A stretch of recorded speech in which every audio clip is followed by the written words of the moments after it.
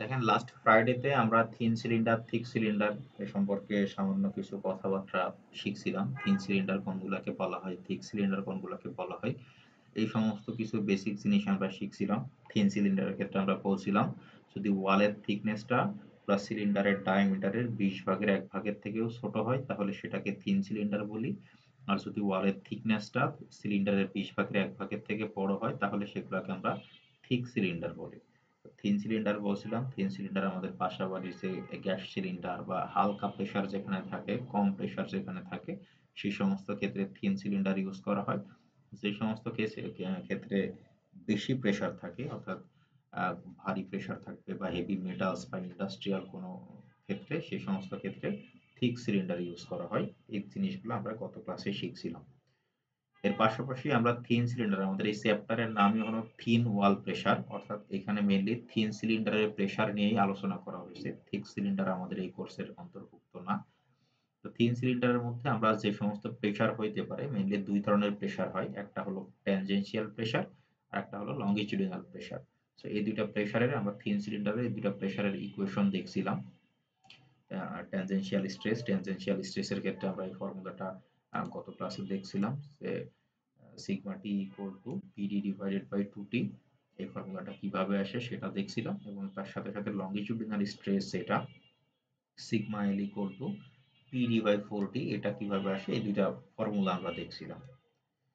দেখেন, আর আমি বলছিলাম এর বাইরেও আর একটা আর কি টাইপের সিলিন্ডার থাকে, সেটা হলো স্পেরিক্যাল সিলিন্ডার। এখন আমি তার মধ্যে যদি একটু জাস্ট বেসিক ডিফারেন্স দেখাই, মোটামুটি আমরা এই পর্যন্ত গত ফ্রাইডের ক্লাসে আমরা এতটুকু দেখছিলাম, কোনো ম্যাথ আমরা সলিউশন করি নাই।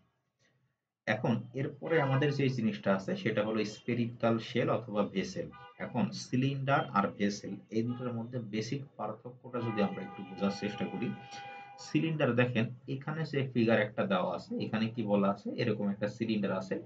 এই সিলিন্ডারটা এরকম একটা লম্বা সিলিন্ডার, এটা হলো তার লেন্থ, এবং এই দুই পাশের সিলিন্ডারের মুখে এরকম গোলাকার একদম ফ্ল্যাট সমান জাতীয় কোনো কিছু একটা আছে। এখানে ফিগার যদি দেখায় এরকম, এইগুলা হলো এই সিলিন্ডার গুলাকে আমরা বলতেছি মানে সিলিন্ডার শেপ। আর তার সাথে সাথে যদি কোনো ক্ষেত্রে এইরকম গোলাকার কোনো কিছু থাকে সেগুলাকে আমরা বলি হেমিস্ফেরিক্যাল শেল, হেমিস্ফেরিক্যাল শেল অথবা হেমিস্ফেরিক্যাল ভেসেল।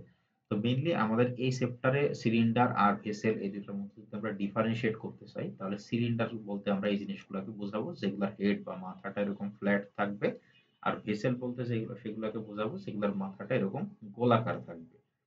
এই যে যেমন এখানে যেরকম একটা গোলাকার বস্তু দেখতেছি, গোলাকার একটা ট্যাঙ্কার বা বয়লার সেটাই বলি না কেন, সেটাকে আমরা বলতে পারি স্পেরিক্যাল ভেসেল। ভেসেল বলতে আমরা গোলাকার এই জিনিসগুলোকে বুঝবো, আর সিলিন্ডার বলতে আমরা এরকম ফ্ল্যাট মাথা যেটা সেটাকে বুঝবো। এখন এই ভেসেলের ক্ষেত্রে লঙ্গিটিউডিনাল স্ট্রেস আর ট্রান্সভার্স স্ট্রেস বা ট্যানজেনশিয়াল স্ট্রেসের ইকুয়েশনটা কেমন হবে। এর আগে যে দুইটা ফর্মুলা আমরা দেখছিলাম, ট্যানজেনশিয়াল স্ট্রেসের এই ফর্মুলাটা আর লঙ্গিটিউডিনাল স্ট্রেসের এই ফর্মুলাটা, এই দুইটা মেইনলি আমরা সিলিন্ডারের ক্ষেত্রে ইউজ করব। ভেসেলের ক্ষেত্রে এই ফর্মুলা দুইটার আলাদা কোনো কিছুই নাই। ভেসেলের ক্ষেত্রে যেহেতু আমরা যেখানে আমরা সিলিন্ডারের ক্ষেত্রে ট্যানজেনশিয়াল এবং লঙ্গিটিউডিনালের মধ্যে দুই রকম ফর্মুলা পাইছিলাম। দেখেন, ট্যানজেনশিয়াল স্ট্রেসের ক্ষেত্রে ফর্মুলা পাইছিলাম পিডি বাই 2টি, আর লঙ্গিটিউডিনাল স্ট্রেসের ক্ষেত্রে ফর্মুলা পাইছিলাম পিডি বাই 4টি। অর্থাৎ দুইটা ডিফারেন্ট ফর্মুলা পাইছিলাম। মেইনলি পুরোপুরি ডিফারেন্ট না, লঙ্গিটিউডিনাল স্ট্রেসটা ট্যানজেনশিয়াল স্ট্রেসের থেকে অর্ধেক হয়, সেটা এখানে একটা পিডি বাই 2টি পাইছি আর একটা পিডি বাই 4টি পাইছি। আর যদি স্ফেরিক্যাল বা গোলাকার ভেসেল থাকে তাহলে সেই ক্ষেত্রে লঙ্গিটিউডিনাল স্ট্রেস আর ট্রান্সভার্স স্ট্রেস অথবা ট্যানজেনশিয়াল স্ট্রেস এই দুইটা সেম হয়, সেই ক্ষেত্রে দুইটার ফর্মুলাই হয় পিডি বাই 4টি। সো এই তিনটা ফর্মুলা আমাদের মনে রাখতে হবে। অর্থাৎ আমি যদি সিকোয়েন্সিয়ালি সিরিয়ালি বলি, প্রথমত যদি শুধু ফ্ল্যাট হেড সিলিন্ডার থাকে অথবা প্রশ্নে শুধু সিলিন্ডারের কথা বলে, শুধু সিলিন্ডারের কথা বললে ট্যানজেনশিয়াল স্ট্রেসের ফর্মুলা পিডি বাই 2টি, লঙ্গিটিউডিনাল স্ট্রেসের ফর্মুলা হলো পিডি বাই 4টি। আর যদি ভেসেলের কথা বলে তাহলে লঙ্গিটিউডিনাল স্ট্রেস এবং ট্যানজেনশিয়াল স্ট্রেস দুইটার ফর্মুলাই সেম। এই দুইটার ফর্মুলা সেম ফর্মুলা, সেটা হলো পিডি বাই 4টি। জাস্ট এতটুকুই। এই চ্যাপ্টারের ম্যাথ খুবই সহজ, খুবই ছোট। জাস্ট এই ফর্মুলা এতটুকু ফর্মুলা বসাই, জাস্ট ভ্যালুগুলো বসাই ক্যালকুলেশন করলেই শেষ। মোটামুটি বলা যায় এই চ্যাপ্টারটা একটা মানে মার্ক উঠানোর জন্য খুবই সহজ একটা চ্যাপ্টার। ম্যাথ ম্যাথগুলো অনেক সহজ সহজ, একদম বেসিক কনসেপচুয়াল, একদম ছোট ছোট ম্যাথ। সো সবাই এই চ্যাপ্টারটা একটু ভালো করে করেন। সো এই ফর্মুলা যে পর্যন্ত বললাম, এই পর্যন্ত বুঝতে কারোর অসুবিধা আছে? এরপরে আমাদের মেইনলি ছোট ছোট কিছু প্রবলেম আছে, আর থিওরি আর কোনো কিছুই নাই। এই ফর্মুলা পর্যন্ত কি কোনো অসুবিধা আছে? জি না স্যার। আচ্ছা, তাহলে দেখেন আমরা একটু এই ফর্মুলাগুলো নিয়েই প্রবলেম শুরু করি। খুবই ছোট ছোট ফর্মুলা, ম্যাথগুলোর সহজ সহজ ছোট ছোট। প্রবলেম 1 যেটা আছে, প্রবলেম 1 এ বলতেছে a cylindrical steel pressure vessels 400 millimetre in diameter with a wall thickness of 20 millimetre. তার মানে একটা সিলিন্ডারের, স্টিলের একটা সিলিন্ডার আছে যেটার ডায়ামিটার হলো 400 মিলিমিটার। দেখেন এখানে ফিগার দিয়েও বলে দিছে যে ডায়ামিটার বলতে এখানে শুধুমাত্র ইনার ডায়ামিটার বুঝাইছে। ধরেন একটা সিলিন্ডারের ক্রস সেকশন যদি এরকম হয়, তাহলে তার শুধু মাঝের যে ডায়ামিটার সেটা বলা আছে 400 মিলিমিটার, এবং তার যে ওয়ালের থিকনেস, সেই ওয়ালের থিকনেসটা আলাদাভাবে বলা আছে 20 মিলিমিটার। is subjected to an internal pressure of 4.5 mega newton per metre square. অর্থাৎ ওই সিলিন্ডারের ভিতরে যে গ্যাসটা আছে সেই গ্যাসের প্রেসারটা হলো 4.5 মেগা নিউটন পার মিলিমিটার স্কয়ার, বা সহজ কথা এটা আমরা যদি বলি সেটা হলো 4.5 mega pascal, MPA, newton per metre square, যেটা সেটাকে আমরা অন্য ভাষায় প্যাসকেলও বলে থাকি। এখান থেকে আমাদের বের করতে বলতেছে কি, প্রথমে এ নম্বর প্রশ্নে বলতেছে calculate the tangential and longitudinal stresses in the steel. তাহলে এখানে দেখেন আমরা ফিগারটা থেকেই বুঝতে পারতেছি এখানে শুধুমাত্র আমাদের যে ফ্ল্যাট হেড সিলিন্ডার সেটার একটা ফিগার দেখানো হয়েছে। অর্থাৎ ফ্ল্যাট হেড সিলিন্ডারের ক্ষেত্রে এ নম্বর প্রশ্নে আমাদের ট্যানজেনশিয়াল স্ট্রেস এবং লঙ্গিটিউডিনাল স্ট্রেস, এই দুটা স্ট্রেস বের করতে বলতেছে। তাহলে আমরা যে সিলিন্ডারের ক্ষেত্রে, স্টিল সিলিন্ডারের ক্ষেত্রে, ফ্ল্যাট হেড সিলিন্ডারের ক্ষেত্রে ফর্মুলা শিখে আসছি, দেখেন ট্যানজেনশিয়াল স্ট্রেসের ফর্মুলা শিখে আসছি পিডি বাই 2টি। তো জাস্ট এই ফর্মুলাটা বসাই দিব, তার ভ্যালুগুলো বসাই দিব। এইখানে একদম ওরা ডেরিভেশন করে দেখাইছে, ডেরিভেশন করার প্রয়োজন নাই। ট্যানজেনশিয়াল স্ট্রেস বের করতে বললে শুধুমাত্র এই যে sigma T equal to PD by 2টি, এই ফর্মুলা লিখে এখানে ভ্যালু বসাই দিবে। এখানে প্রথম যে দুই লাইন এটা ডেরিভেশন করে দেখাইছে যে কেন ওই sigma T equal to PD by 2st, এই ডেরিভেশন দেখানো লাগবে না, প্রমাণ দেখানো লাগবে না, আপনারা ডাইরেক্ট ফর্মুলা লিখে ক্যালকুলেশন করে মান বের করলেই হবে। সো প্রথমে আমাদের বের করতে বলতেছে ট্যানজেনশিয়াল স্ট্রেস। ট্যানজেনশিয়াল স্ট্রেসের ফর্মুলা হলো পিডি ডিভাইডেড বাই 2টি। এখানে পি মানে কি? পি মানে হলো প্রেসার। প্রেসারের ভ্যালু দেওয়া আছে 4.5 mega newton per metre square অথবা 4.5 মেগা প্যাসকেল। এখন এখানে একটা জিনিস ভালো করে খেয়াল করতে হবে, যদি এই mega newton per metre square থেকে আমরা শুধু নিউটন পার মিটার স্কয়ার অর্থাৎ মেগা প্যাসকেল থেকে শুধু প্যাসকেল ইউনিটে নিয়ে আসতে চাই, তাহলে সেই ক্ষেত্রে এই মেগার জন্য 10 টু দি পাওয়ার 6 গুণ করতে হয়। আর যদি আমরা যে প্রেসার লাস্টলি যে স্ট্রেসটা বের করব সেইটাও যদি সেম এই এককেই রাখতে চাই, তাহলে সেই ক্ষেত্রে আর কনভার্সন করার প্রয়োজন নাই। এখানে সেই কনভার্সনটা করে নাই। এখানে যে আমাদের ইন্টারনাল প্রেসার যেটা দেওয়া আছে 4.5 মেগা প্যাসকেল, আমরা এখানে এই সলিউশনের ক্ষেত্রে লাস্টলি ট্যানজেনশিয়াল স্ট্রেস যেটা পাইছি সেটাও মেগা প্যাসকেলেই বের করছে, তাই এরা কনভার্সন করে নাই।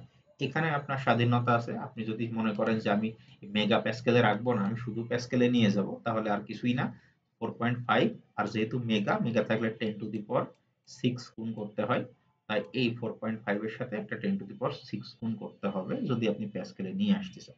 আর যদি সেম ইউনিটে সবগুলো সেম ইউনিটেই থাকে তাহলে সেই ক্ষেত্রে আর সেটার প্রয়োজন হয় না, দরকার হয় না।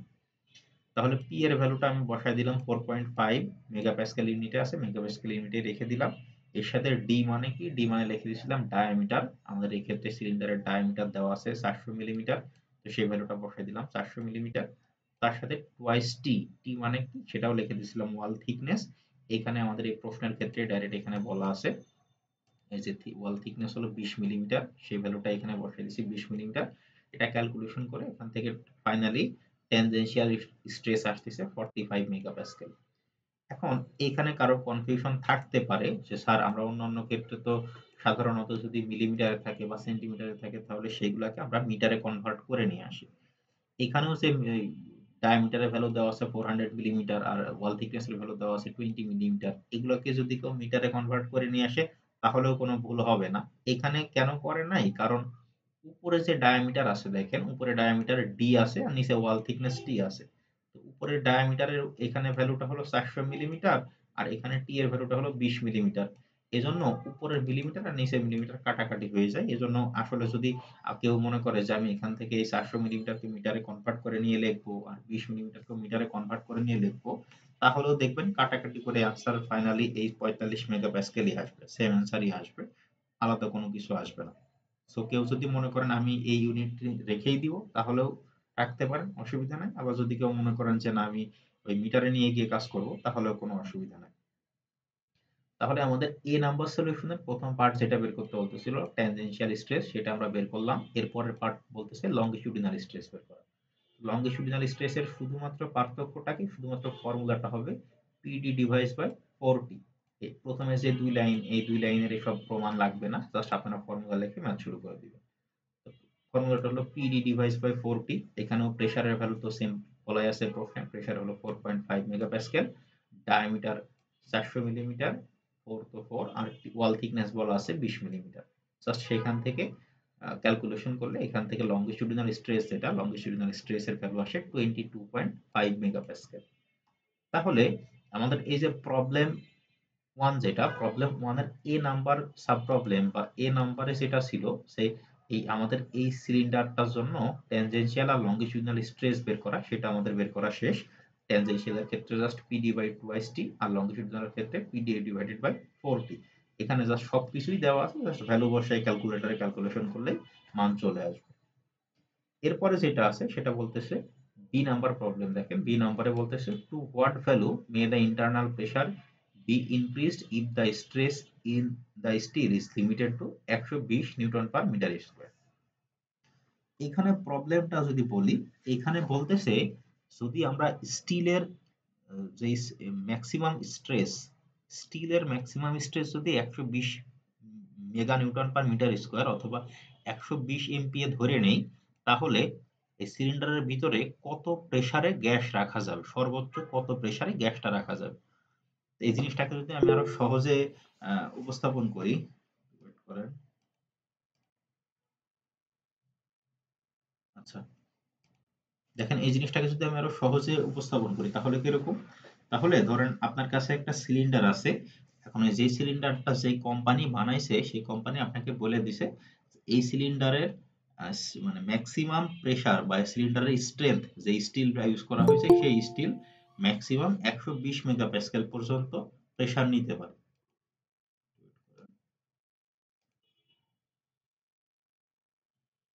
স্যার এখনো যারা গুগল ক্লাসরুমে অ্যাড হন নাই তারা জয়েন হইতে গেলে বারবার নোটিফিকেশন আসে।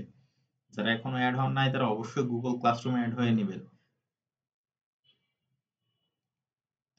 আচ্ছা, যেটা বলতেছিলাম যে আপনার ধরেন আপনার কাছে একটা সিলিন্ডার আছে, সেই সিলিন্ডারের যে ম্যানুফ্যাকচারার কোম্পানি আছে সেই কোম্পানি ধরেন আপনাকে বলে দিল এই সিলিন্ডারের স্টিলটার ম্যাক্সিমাম ক্যাপাসিটি হলো 120 megapascal, 120 mega newton per metre square.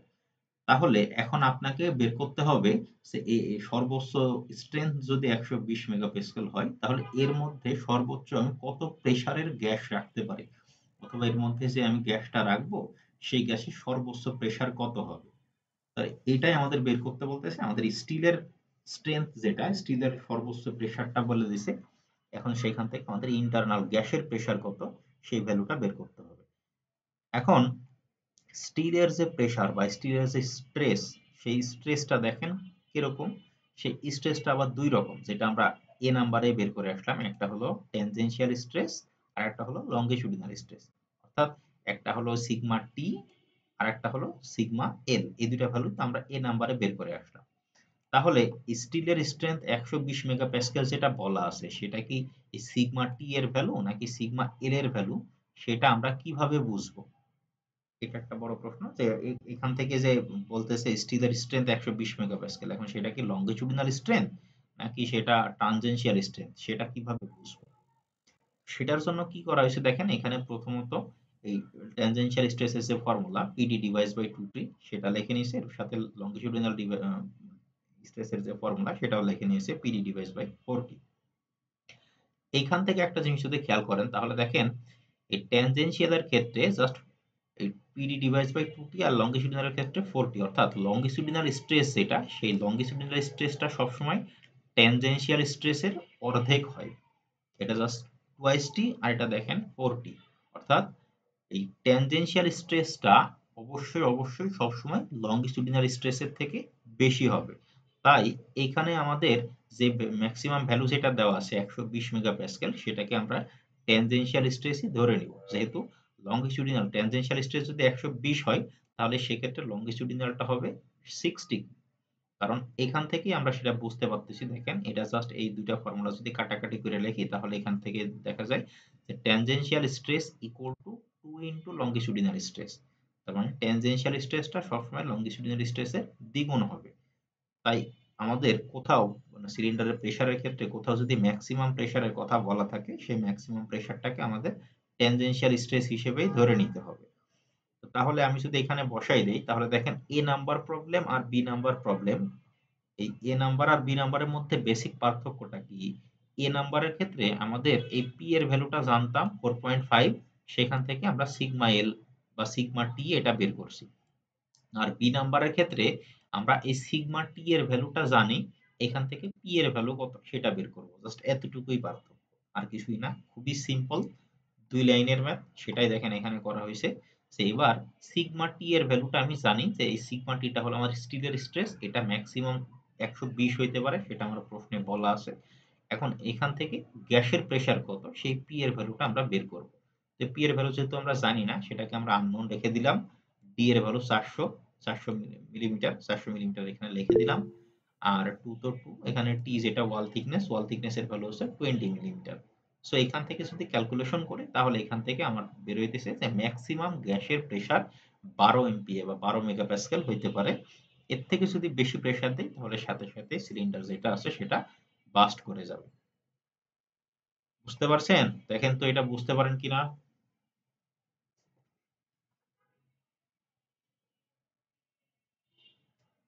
সবাই কি বুঝতে পারছেন এটা?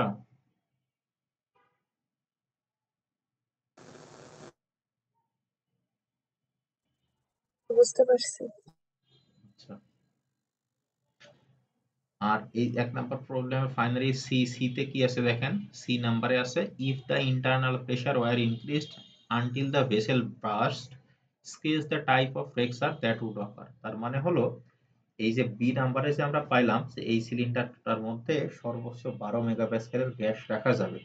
এখন কোন সময় যদি এর থেকে বেশি প্রেসারের গ্যাস রাখা হয়, তাহলে তো আমরা সহজ কথায় বুঝতে পারতেছি যে সিলিন্ডারটা ফেটে যাবে। এখন আমাদের সি নাম্বারে ড্র করতে বলতেছে যে সিলিন্ডারটা কিভাবে ফাটবে। সেটা যদি আমরা দেখি, এই যে এখানে আমাদের জাস্ট আনসারটা সহজ কথায় লেখা আছে যে সিলিন্ডারটা তার লংগিটিউডিনাল যে বরাবর আছে সেই বরাবর মাঝখান থেকে ফেটে যাবে। কেন ফেটে যাবে সেটাও লেখা আছে যে the bursting force will cause a stress in the longitudinal section that is twice to that of transverse section and thus the fracture is expected as shown. এখন এই বরাবর কেন ফাটবে সেটা আমি দেখাই।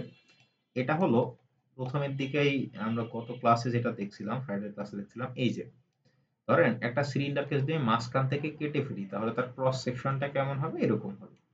প্রেসারটা কি হয়, এইখান থেকে তার পাশে সবসময় প্রেসার দিতে থাকে। আমাদের ভিতরে যে গ্যাসটা থাকে সেটা এখান থেকে চারিপাশে প্রেসার দিতে থাকে। এখন এই গ্যাসের প্রেসারটা যদি অনেক বেশি হয়, তাহলে ট্রান্সভার্স ক্ষেত্রে শুধুমাত্র সে এতটুকু দূরত্ব অতিক্রম করবে। সো এতটুকু দূরত্ব গিয়ে সে প্রেসার দিবে। আর লংগিটিউডিনাল ক্ষেত্রে কি করবে, লংগিটিউডিনাল ক্ষেত্রে একদম মাঝখান থেকে এই মাথা আর ওই মাথা এত দূরে গিয়ে প্রেসার দিবে। অর্থাৎ যদি ডিস্টেন্স চিন্তা করি, তাহলে ট্রান্সভার্স ক্ষেত্রে গ্যাসটা তাড়াতাড়ি পৌঁছাইতে পারে, তাড়াতাড়ি প্রেসার দিতে পারে।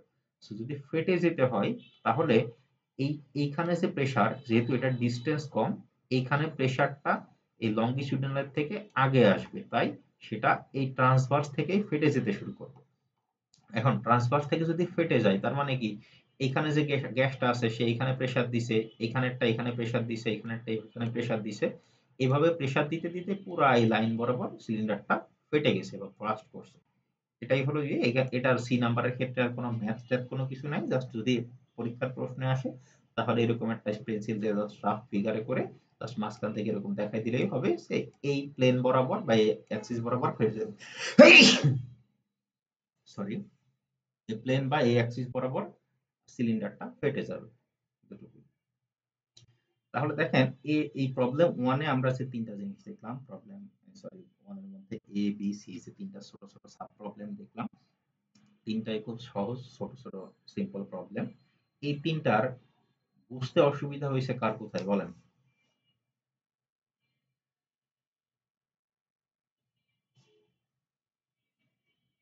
স্যার, প্রশ্নটা একটু ওই যে বলছে সিলিন্ডার স্টিল প্রেসার ভেসেল, এখানে আসলে ওই যে ভেসেলের যে একটা সূত্র দেখছিলাম, মানে আপনি দেখালেন যে ওইটা, মানে এই লাইনটা একটু বুঝাই দেন, এটা একটু বুঝি নাই। এই লাইন এই লাইন জি স্যার, মানে ফার্স্ট আর কি, মানে ওই যে তিনটা সূত্র হ্যাঁ স্যার, তিনটা সূত্র দেখলাম তাই তো। এখন সেখান থেকে এই দুইটা কেন এখানে ইউজ তো করব? ভেসেল লেখা আছে, আচ্ছা আচ্ছা এটা আর কি আচ্ছা আচ্ছা, বুঝতে পারছি আপনার প্রশ্ন, বুঝতে পারছি যে এখানে তো ভেসেল কথাটা লেখা আছে, তাহলে আমরা ৩ নাম্বার সূত্র ইউজ না করে ১ আর ২ নাম্বার সূত্র কেন ইউজ করলাম? আচ্ছা জি স্যার। আচ্ছা, দেখেন এখানে আরো একটা কথাও লেখা আছে, সেটা হলো সিলিন্ড্রিক্যাল স্টিল প্রেসার ভেসেল। এখন এখানে যে ফিগারটা আমি প্রথমে দেখাই নিলাম, এখানে যে ফিগারটা দেখাই নিলাম, দেখেন এখানে এটা দ্বারা কি বোঝাচ্ছে, এটা হলো একটা সিলিন্ডার, সিলিন্ডার শেপ, সিলিন্ডার শেপের একটা শেল, সেটা হলো ফ্ল্যাট হেড একটা সিলিন্ডার। আর এখানে যেটা দেখাইতেছে সেটা হলো এটাও এক প্রকার সিলিন্ডার, কিন্তু এটার ক্ষেত্রে এটাকে আমরা বলি স্ফেরিক্যাল ভেসেল। কারণ এখন এই সাধারণত যে সমস্ত কন্টেনারের মধ্যে গ্যাস রাখা হয় বা লিকুইড পেট্রোলিয়াম এই সমস্ত কিছু রাখা হয়, সবগুলোকে আমরা সিলিন্ডার বা ভেসেল, সিলিন্ডার ভেসেল দুইটাই সমার্থক শব্দ, এই দুটো নামে ডাকি। কিন্তু আমাদের প্রেসার ক্যালকুলেশনের সুবিধার্থে আমরা দুইটা ভাগে ভাগ করে নেই। সাধারণত যদি এরকম শেপের হয়, যার নির্দিষ্ট একটা লেন্থ আছে এবং ডায়ামিটার আছে, তাহলে সেই ক্ষেত্রে আমরা সিলিন্ডার ইউজ করি।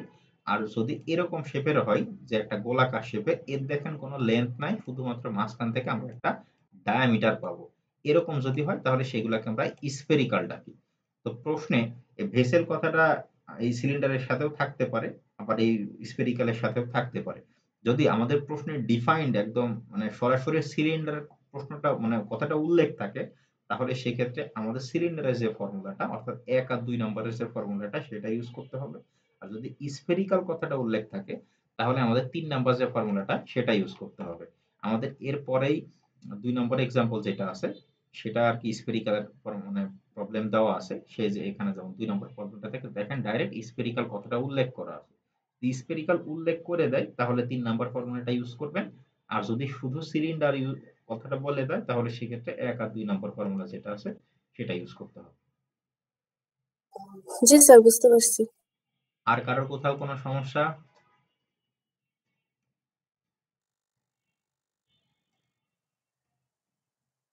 আচ্ছা, যদি সমস্যা না থাকে তাহলে এখান থেকে এরপরে আমরা ২ নম্বর প্রবলেম যেটা সেটা দেখি। ২ নম্বর প্রবলেমটা দেখেন একই রকম প্রবলেম, সেম একই রকম প্রবলেম। এখানে শুধু বলা আছে the wall thickness of a 4 feet diameter spherical tank. তার মানে হলো আগের ক্ষেত্রে আমাদের একটা সিলিন্ডার ছিল, মানে একটা লেন্থ ডায়ামিটার আছে এরকম একটা সিলিন্ডার ছিল। আর এই ক্ষেত্রে আমাদের একটা স্ফেরিক্যাল ট্যাঙ্ক, অর্থাৎ একটা গোলাকার ট্যাঙ্কের কথা বলা আছে। সেই ট্যাঙ্কটার ডায়ামিটার হলো 4 ফিট এবং সেটার থিকনেস হলো 5/16 ইঞ্চি, অর্থাৎ 4 ফিট ডায়ামিটার। আর ওই যে সিলিন্ডারটা যে ওয়াল, সেই ওয়ালটার থিকনেস হলো 5/16 ইঞ্চি। Calculate the allowable internal pressure if the stress is limited to 8000 psi। তাহলে দেখেন আমাদের এখানে বের করতে বলতেছে কি, calculate the allowable internal pressure, অর্থাৎ প্রেসার পি এর ভ্যালুটা বের করতে বলতেছে। স্ট্রেসের ভ্যালুটা অর্থাৎ সিগমার ভ্যালু, যেটা সিগমার ভ্যালুটা বলা আছে 8000 psi। এখন এই ক্ষেত্রে আমাদের এরকম কোনো ডাইরেক্ট বলা নাই সেটা ট্যানজেনশিয়াল স্ট্রেস নাকি লঙ্গিটিউডিনাল স্ট্রেস, কিন্তু আমরা আমাদের থিওরি থেকেই দেখে আসতেছি যদি সেটা স্ফেরিক্যাল শেপের হয়, তাহলে সেক্ষেত্রে লঙ্গিটিউডিনাল স্ট্রেস আর ট্রান্সভার্স স্ট্রেস দুইটাই সেম হয়। এখানে আলাদাভাবে ডিফারেন্সিয়েট করার কোনো কিছু নাই। তাই এই সমস্ত প্রবলেমের ক্ষেত্রে আমরা ডাইরেক্ট একবারে এই sigma T equal to sigma l. আচ্ছা, দেখেন যদি এরকম স্ফেরিক্যাল শেপের হয় তাহলে সেক্ষেত্রে আমরা যেহেতু এর ক্ষেত্রে ট্যানজেনশিয়াল এবং লঙ্গিটিউডিনাল দুইটা স্পেসই একদম সেম, তাই সেক্ষেত্রে এক্ষেত্রে এই সমস্ত ক্ষেত্রে আমরা ডিফারেন্সিয়েট না করে শুধুমাত্র একটা sigma equal to PD divided by 4T, এই যে আমাদের 3 নাম্বার যে ফর্মুলাটা ছিল সেটা লিখতে পারি। যেহেতু এখানে ট্যানজেনশিয়াল আর লংজিটিউডিনাল যেটা দুইটাই সেম, দুইটার একই ফর্মুলা, তাই আমরা জাস্ট কমন ভাবে ডিফারেন্সিয়েট দুইটা আলাদা না করে কমন ভাবে sigma equal to PD divide by 4T এই ফর্মুলা বসাই দিলাম। এখানে আমাদের প্রশ্নে স্ট্রেস সিগমা এর ভ্যালুটা বলা আছে 8000 পিএসআই, 8000 পিএসআই বসাই দিলাম। পি এর ভ্যালুটা জানি না, পি এর ভ্যালুটা বের করব। আর ডি এর ভ্যালুটা দেওয়া আছে 4 ফিট, আর এখানে ওয়াল থিকনেস দেওয়া আছে ইঞ্চিতে, অর্থাৎ দুইটা আলাদা আলাদা ইউনিটে দেওয়া আছে। ডায়ামিটার যেটা সেটা ফিট ইউনিটে দেওয়া আছে, আর থিকনেস যেটা সেটা দেওয়া আছে ইঞ্চি ইউনিটে। সো দুইটাকে সেম ইউনিটে নেওয়ার জন্য আমি ফিট যেটা আছে ফিটটাকে 12 দিয়ে গুণ করে ইঞ্চিতে নিয়ে নিলাম। আর তার নিচে ওয়াল থিকনেস 4 ইন্টু টি, ওয়াল থিকনেস 5/16, 5/16 দেওয়া আছে।